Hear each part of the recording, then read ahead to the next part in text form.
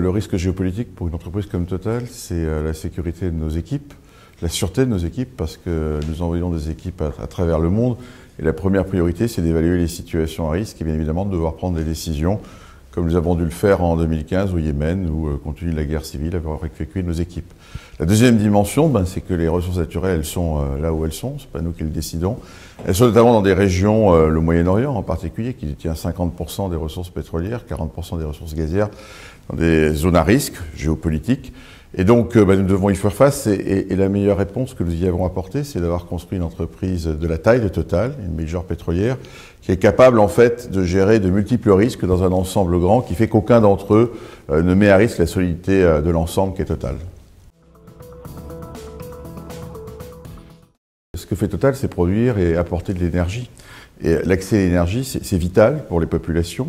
Et par exemple, au Yémen, malgré le conflit de la guerre civile, nous avons continué à produire un peu de gaz pour alimenter en électricité les zones de conflit. Et ça, les populations nous en sont grées.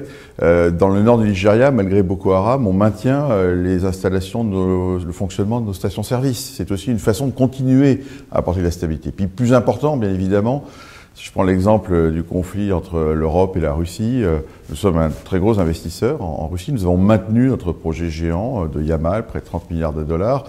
Et nous sommes donc des interlocuteurs à la fois des autorités russes, des autorités françaises. Et nous pouvons participer au dialogue entre la France et la Russie. Nous le faisons, nous y contribuons à notre niveau. Et je suis d'ailleurs convaincu que ce ne sont pas seulement les sanctions économiques qui peuvent résoudre les conflits, mais la diplomatie, c'est aussi le dialogue. Et de ce point de vue-là, une entreprise comme la nôtre peut y contribuer. Je ne sais pas s'il faut attendre 10 ans pour savoir quelle est la zone à risque. La zone à risque, elle est aujourd'hui, elle est en nous, c'est notamment la zone méditerranéenne. Et je dirais, il faut juste regarder au sud de la Méditerranée, ce qui se passe notamment en Libye, qui est un État qui n'existe plus. Alors, il y a des efforts diplomatiques. C'est un État où notamment on voit tous les courants terroristes, qui est inquiétant parce qu'à la fois il déstabilise le nord de la Méditerranée, c'est une voie d'accès pour des migrations dangereuses. Il déstabilise potentiellement les deux pays qui sont pas très loin, qui sont à la fois la Tunisie, petit pays qui est soumis à des fortes tensions, l'Égypte également, et puis c'est un facteur de déstabilisation profond pour l'Afrique subsaharienne.